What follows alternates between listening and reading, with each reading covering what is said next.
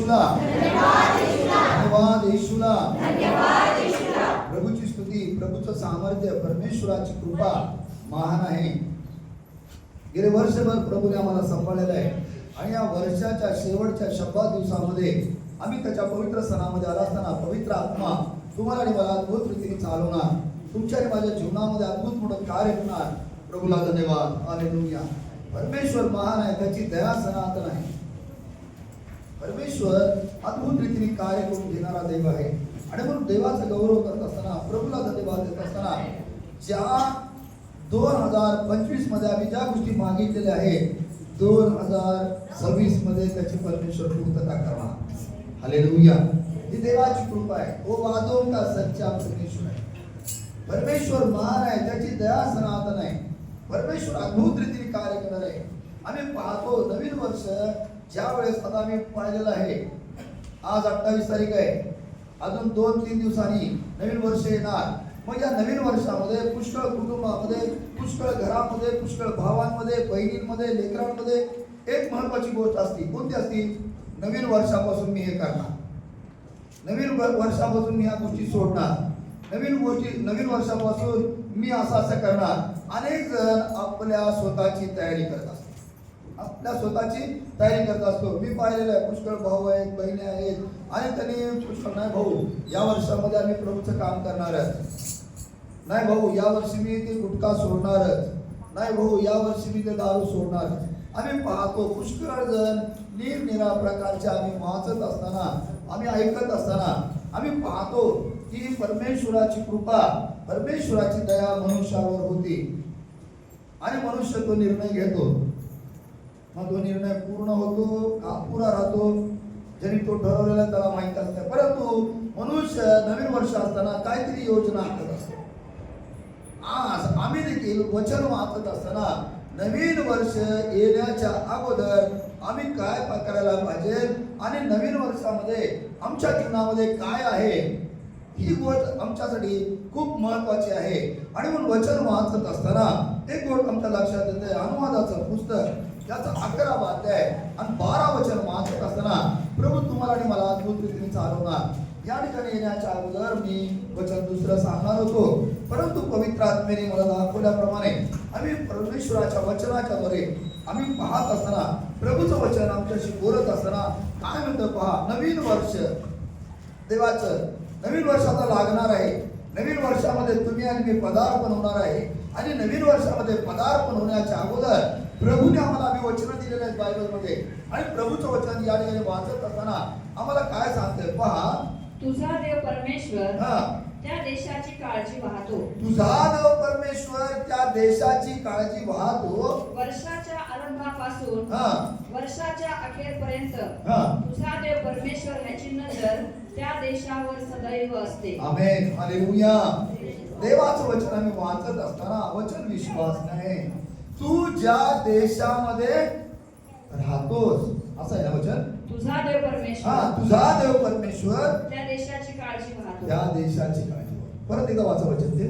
तुझा देव परमेश्वर त्या देशाची काळजी वाहतो. वर्षाच्या आरंभापासून वर्षाच्या अखेरपर्यंत तुझा देव परमेश्वराची नजर त्या देशावर सदैव असते. कोणत्या देशावर? ज्या ठिकाणी देवाचे लोक राहतात.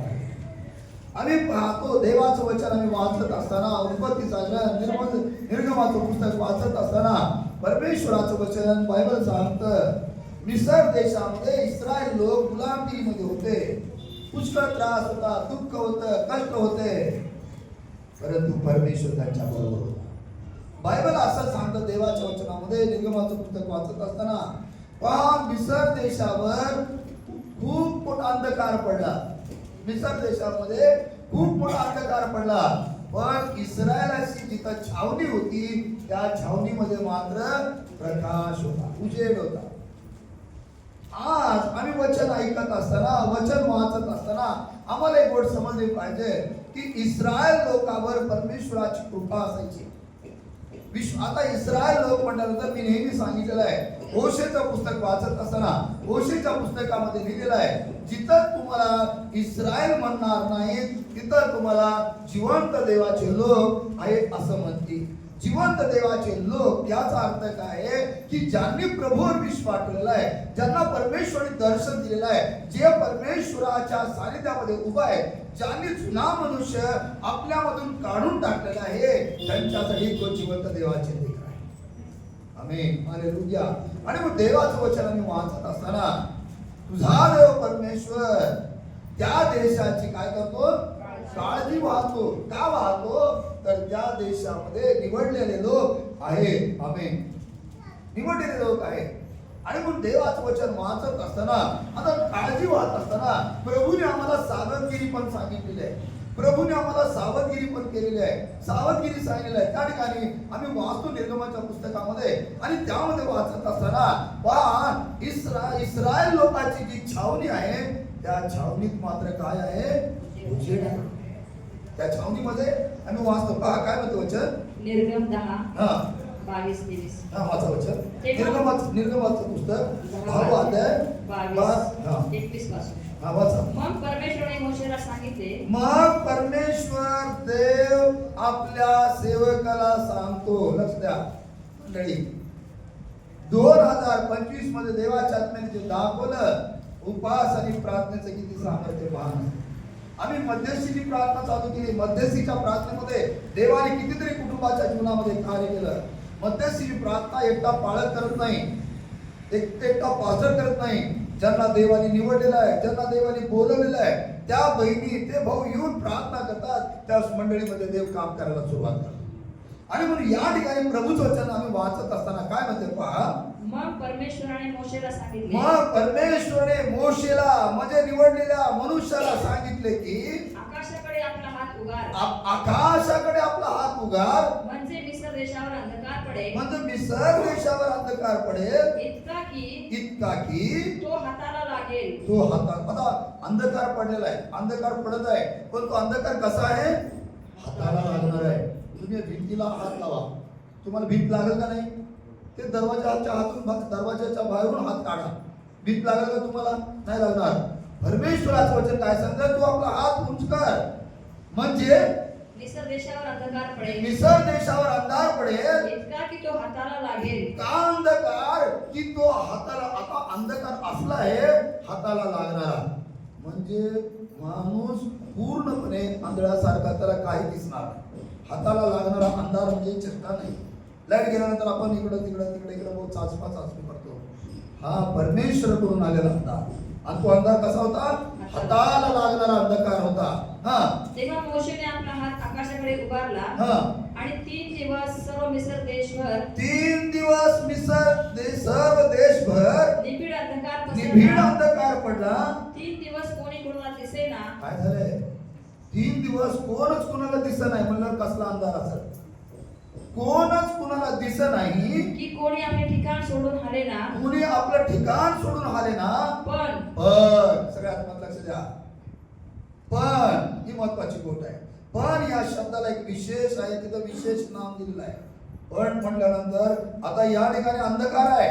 3 दिवस लोक आत आलेले, बाहेर आले नाहीत, एका जागेवर बसून आहेत, दिसत नाही काय. पण इस्रायल लोकांच्या सगळ्या वस्तीमध्ये उजेड होता. हालेलुया. आमेन.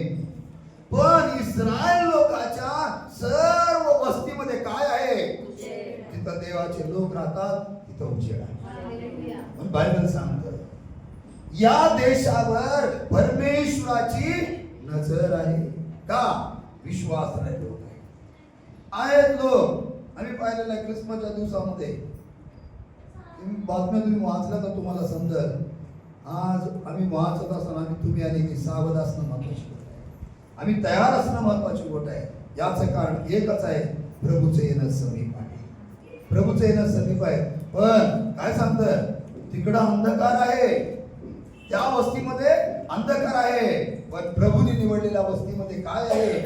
उजेड आहे. आणि म्हणून अनुवाद आम्ही वाचतो, अनुवादाचं पुस्तक 11 अध्याय 12 वचनामध्ये काय म्हणते वचन? परत एकदा, तुझा देव परमेश्वर त्या देशाची काळजी वाहतो वर्षाच्या आरंभापासून वर्षाच्या अखेरपर्यंत.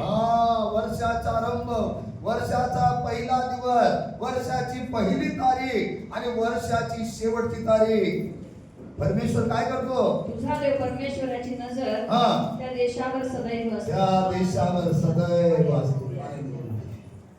परमेश्वराची नजर असते. मग परमेश्वराला माहित असते कधी काय होणार आहे की. आणि म्हणून जकर्याच्या पुस्तकामध्ये देवाचं वचन सांगतं, मी आपला सेवक, मी आपला दास याला सांगितल्याशिवाय काही एक करत नाही. का?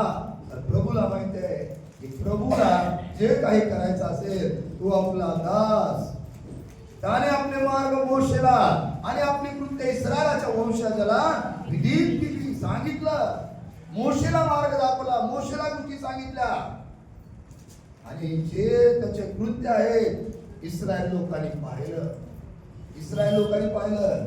इस्रायल लोक भयभीत झाले. बायबल सांगतं इब्री लोकांचं पत्र 12 अध्याय आणि त्यामध्ये शेवटच्या वचनापासून जर वर वाचन केल्यानंतर तुम्हाला समजेल की परमेश्वराचा ज्यावेळेस आवाज, परमेश्वराचं दर्शन, परमेश्वर इस्रायल लोकांसाठी बोलत असताना इस्रायल लोक घाबरत होते, भीत होते.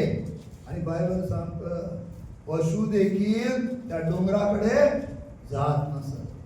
पशु देखील त्या डोंगराकडे जात. भयप्रद असा परमेश्वर होता. त्याचं सामर्थ्य एवढं महान होतं. तो परमेश्वर तुमच्यामध्ये आणि माझ्यामध्ये वस्ती करत आहे. तो परमेश्वर तुमच्यामध्ये आणि माझ्यामध्ये आला आहे. त्याने आम्हाला सत्य समजलेलं आहे. सत्य आम्हाला बंधमुक्त केलेलं आहे. जे सत्य आहे, काय सत्य आहे?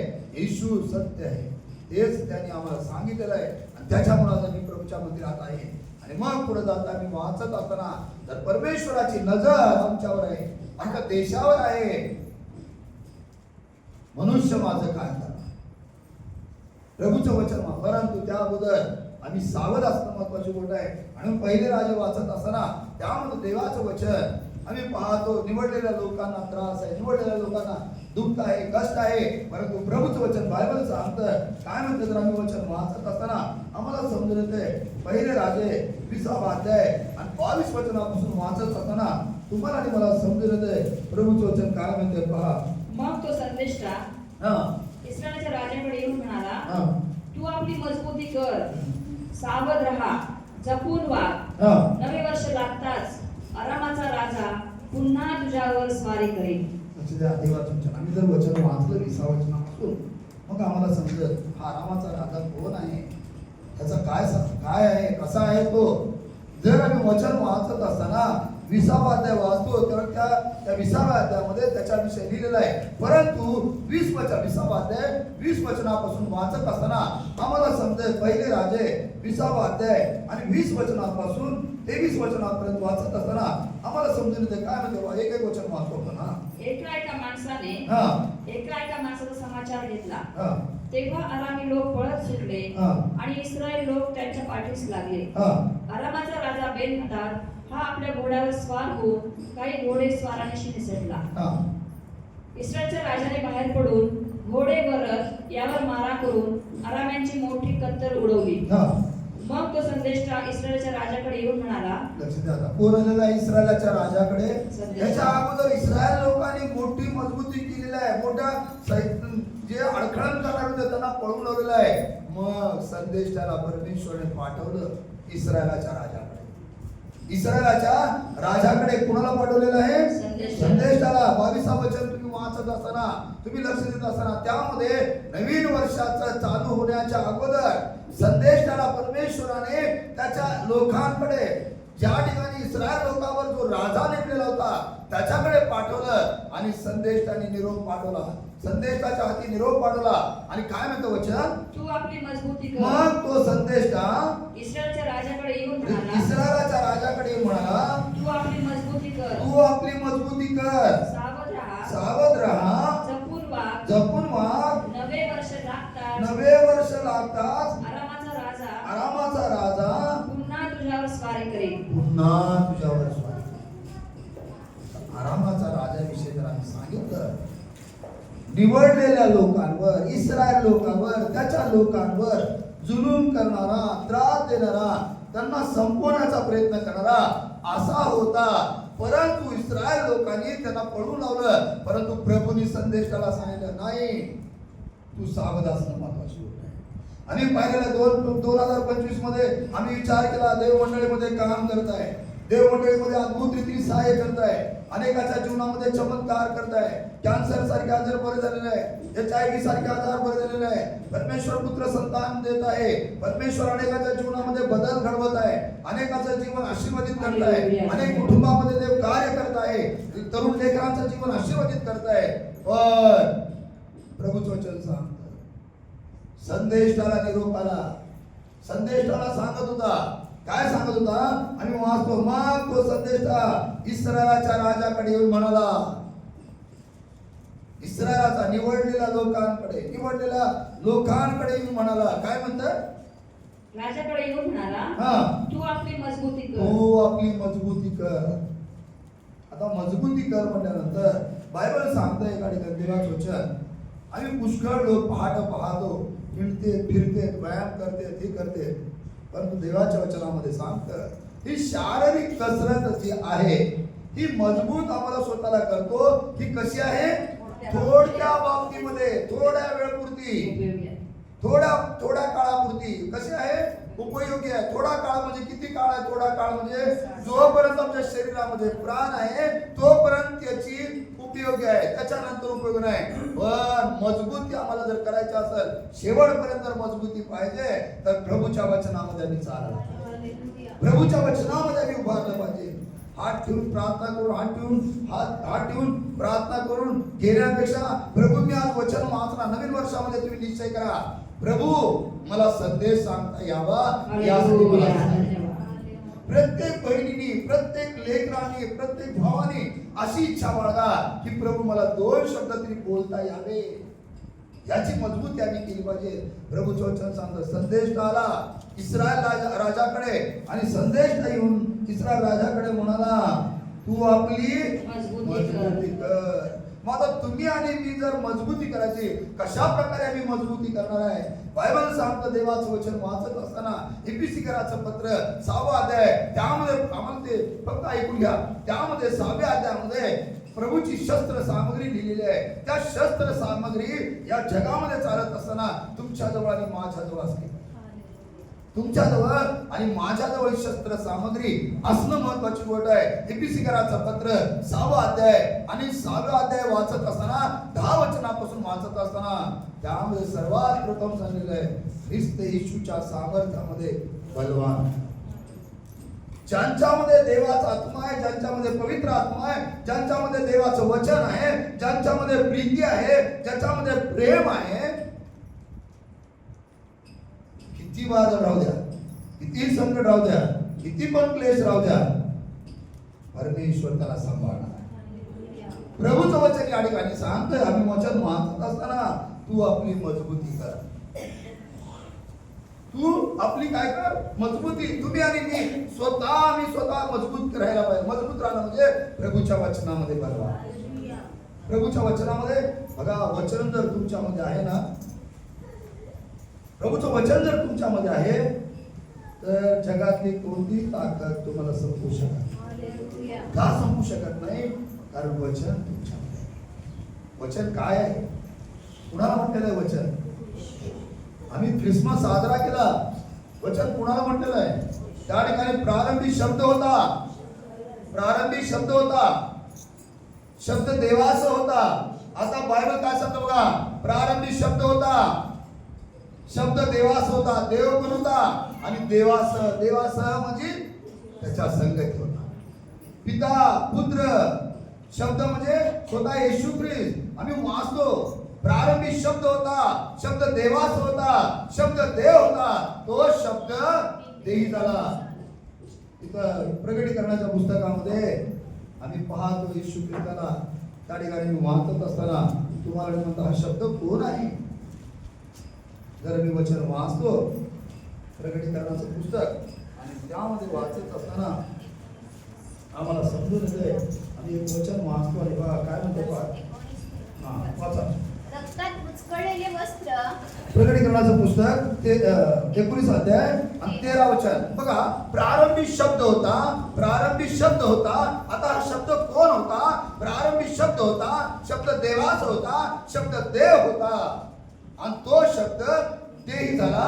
प्रगटीकरणामध्ये त्याच्यामध्ये स्पष्ट लिहिलेलं आहे. काय म्हणते? रक्तात बुचकळलेले वस्त्र रक्तात बुचकळलेले वस्त्र त्याने अंगावर घेतले त्याने अंगावर घेतले आणि देवाचे शब्द देवाचा शब्द हे नाव त्याला देण्यात देवाचा शब्द हे नाव त्याला देण्यात आले होते. देवा रक्तात बुचकळलेला कोकरा, रक्तात बुचकळलेला झगा एकच आहे, उद्धारक करता तुमचा आणि माझा प्रभू.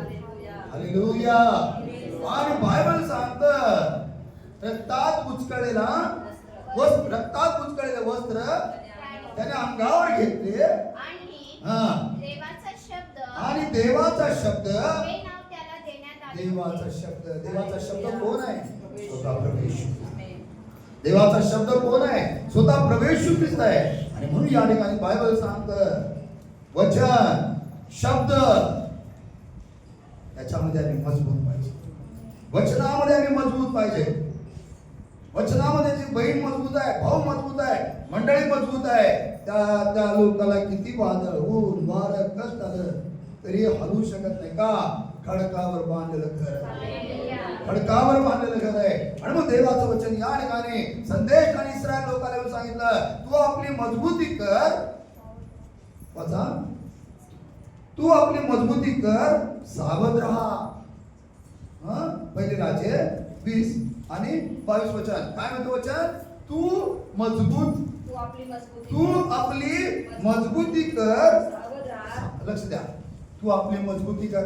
आता मी मजबूती कशी करणार? वचनामध्ये.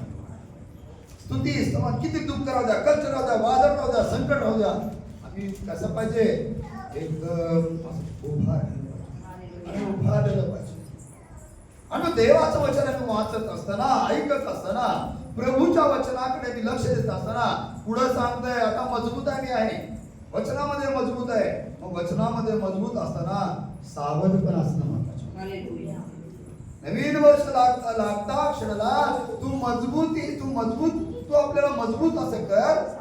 सावध राहणं. आता सावध राहणं म्हणजे काय? कशासाठी सावध राहणं? आम्हाला समजलं पाहिजे. सावध राहणं म्हणजे कशासाठी? बायबल सांगतो, स्तोत्र करता म्हणतो सैतान हा गरजना सिंहासारखा काय करत आहे? गर्जना करत आहे. कोणाला? स्तोत्र सैतान नाही. पेत्राच्या पुस्तकामध्ये, क्षमा करा, बायबल सांगतं देवाच्या वचनामध्ये काय म्हणतं वचन? सावध असा, जागे राहा. बघा लक्ष द्या. देवाचं वचन मी मंडळीला बोलत आहे. देवाचं वचन मंडळीला बोलत आहे, पाळकाला बोलत आहे. सावध असा, जागे राहा. तुमचा शत्रू सैतान गरजणाऱ्या सिंहासारखा कोणाला गिळावे हे शोधित फिरतो. काय करत आहे? शोधत आहे. काय करत आहे? शोधत आहे. आज आम्ही पाहतो मंडळीमध्ये कुणाला पण ओळखत नाही सैतान, मंडळीतल्या लोकांना ओळखत असतात. तू आज चालला का तिकडं? त्याला ओळखायला, त्याला बघत असते कुठं चाललाय, त्याला ओढण्याचा प्रयत्न करतोय. पण आम्ही कसं आहे बघा. आता लक्ष द्या. सैतान काय करत आहे? काय करत आहे? शोधत आहे. आता मी जर सैतानाच्या हातात सापडलो, मला काय करणार? ओढत देणार. त्यांनी काय करणार? ओढतच घेऊन जाणार. मग मला ओढायला त्यांनी ओढू नये, पण मी कसा असायला पाहिजे? मजबूत पाहिजे. मी कसं पाहिजे? आता माझ्या जर ताकद आहे ना, कोण ओढल का मला? का मी ताकदवर आहे. आता आमचा भाऊ जिम मध्ये जाते, त्यांनी ट्रेनर म्हणून आहे.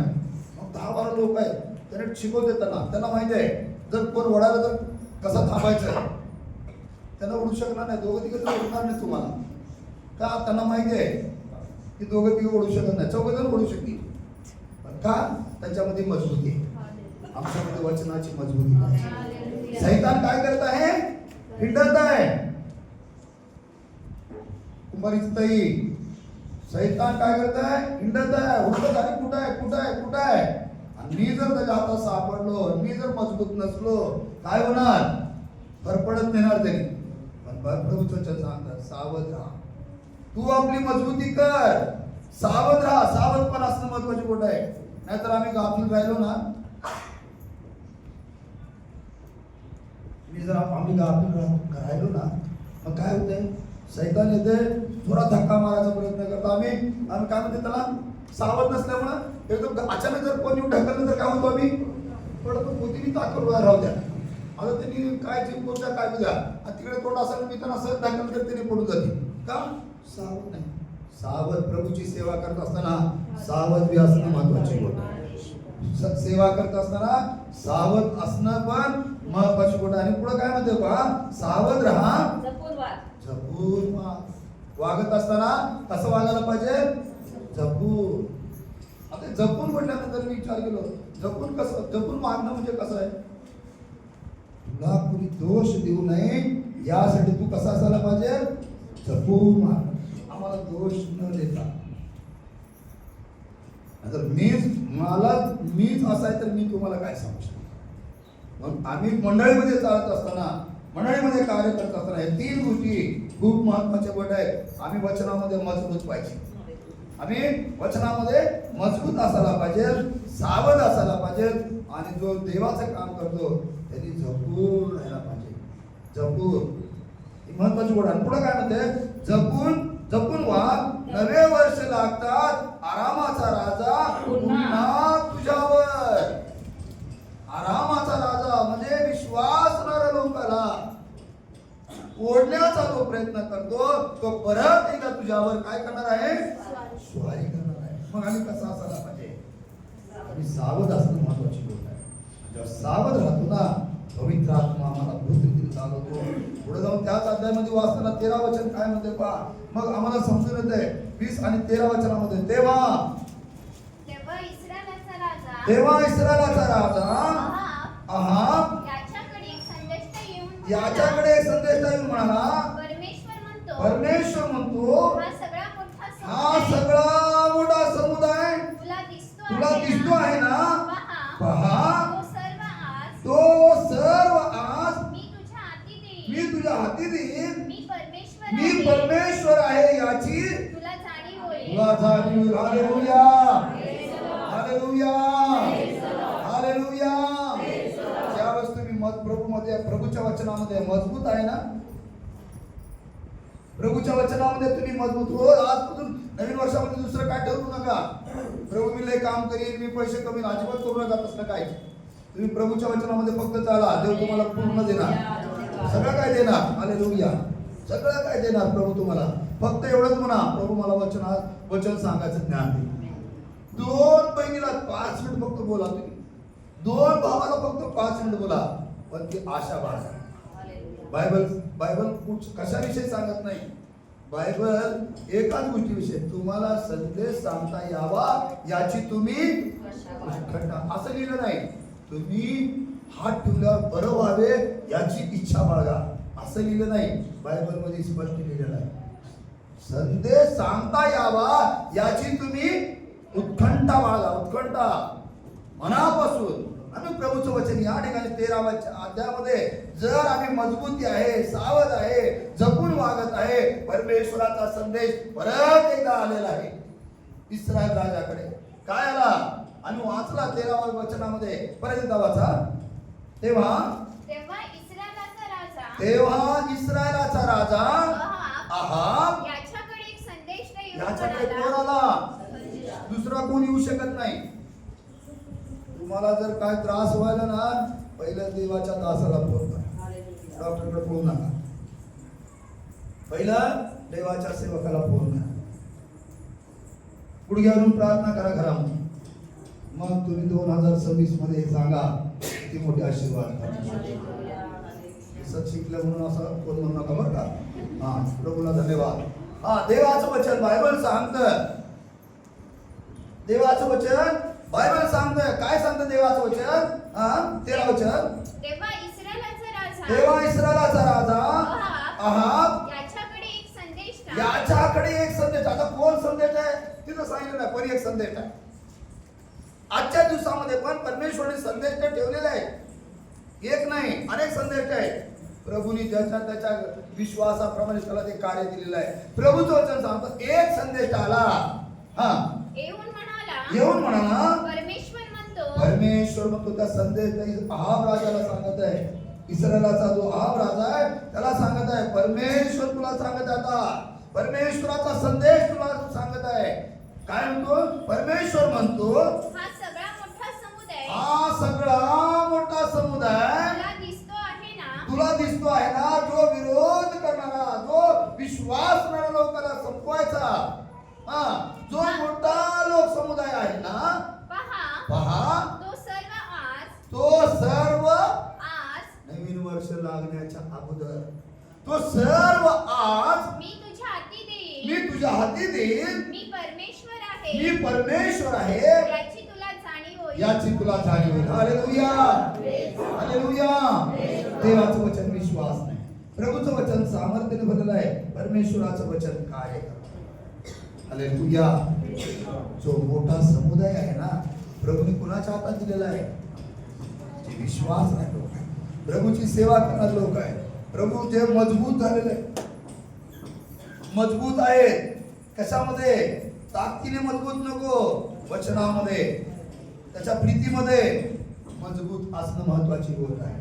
आणि मग देवाचं वचन आम्ही वाचत असताना आम्ही रोमकराचं पत्र वाचतो, आणि रोमकराच्या पत्रामध्ये देवाचं वचन आम्ही वाचत असताना 2026 मध्ये परमेश्वर काय म्हणतो?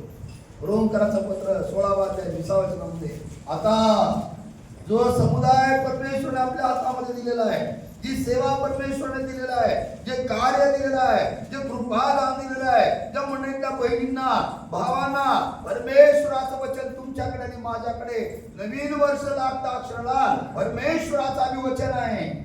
काय म्हणते? 16 आणि 20 वचन. शांतीचा देव, शांतीचा देव, यशाचा ग्रंथ आम्ही वाचला. सनातन देव, शांतीचा अधिपती असे त्याला म्हणतील. नाताळचा संदेश आम्ही वाचला. या ठिकाणी परमेश्वराचं वचन सांगतं, हा संपूर्ण मोठा लोक समुदाय जो आहे ना, मी तुझ्या हाती दिलेला आहे, आणि मग तुला समजेल, तुला जाणीव होईल, मी परमेश्वर तुझ्या बरोबर आहे. 2026 मध्ये शांतीचा देव, शांतीचा देव, शांतीचा देव सैतानाला तुमच्या पायाखाली, सैतानाला तुमच्या पायाखाली लवकरच तुडवील, लवकरच तुडवील. आपला प्रभू येशू ख्रिस्ताची, आप सैतानाला तुमच्या पायाखाली लवकरच तुडवील. आपल्या प्रभू येशू ख्रिस्ताची, आपल्या प्रभू येशू ख्रिस्ताची कृपा तुम्हा सह असो. तुमच्या सह असो. प्रभू येशू ख्रिस्ताची कृपा तुमच्या सह असो. देवाने दिलेला वचन, सैतानाला परमेश्वर तुमच्या पायाखाली देणार. कधी देणार? एवढं सहज नाही, एवढं सहज नाही. प्रबंधताई एवढं सहज नाही. ते काय एवढं सहज नाही. सैतान पायाखाली आमच्या येईल का लगेच? जो मजबूत आहे ना प्रभूच्या वचनामध्ये, प्रभूच्या वचनामध्ये जे मजबूत आहेत ना, परमेश्वर त्याच्या पायाखाली सैतानाला ऑलरेडी दिलेला आहे. बायबल आम्ही वाचलेलं. काय संपूर्ण समुदाय जो आहे मी काय केलेला आहे? कोणता समुदाय? एक बसलेला समुदाय नाही, जे प्रभूच्या पासून दूर आहे, लांब आहेत अजून, हा संपूर्ण समुदाय मी तुमच्या हाती दिला. मग देवाचा गौरव करत असताना, प्रभूला धन्यवाद देत असताना, प्रभूची स्तुती आराधना करत असताना परमेश्वर सहाय्य करणार आहे, परमेश्वर कार्य करणारा देव आहे. एक शेवटचं वचन वाचून बंद करू आपण. अनुवादाचं पुस्तक याचा 3रा अध्याय आणि 22 वचन काय म्हणते वाचून बंद करू. काय म्हणतं पहा, अनुवादाचं पुस्तक त्याचा 3रा अध्याय. त्यांना भिवू नका, त्यांना भिवू नका, कारण तुमच्या बाजूने युद्ध करणारा, त्यांना भिवू नका, कारण तुमच्या बाजूने युद्ध करणारा तुमचा देव परमेश्वर आहे. आम्हाला युद्ध करायचं नाही, आम्हाला युद्ध करायचं नाही, आम्हाला कुणाला विरोध करायचा नाही, पण लढणारा कोण आहे? परमेश्वर. Hallelujah, hallelujah. आणि म्हणून देवाचा गौरव करत असताना, प्रभूला धन्यवाद देत असताना, आजचं वचन जे आहे तुमच्या करता आणि माझ्या करता अत्यंत महत्वाचं आहे. आणि म्हणून प्रभूला धन्यवाद देत असताना आम्ही प्रभूला धन्यवाद देऊ, देवाचा गौरव करू की वचन तुमच्या आणि माझ्या जीवनामध्ये आज कार्य करायला पाहिजे. आणि म्हणून आज आम्ही विशेष मजबूती केली.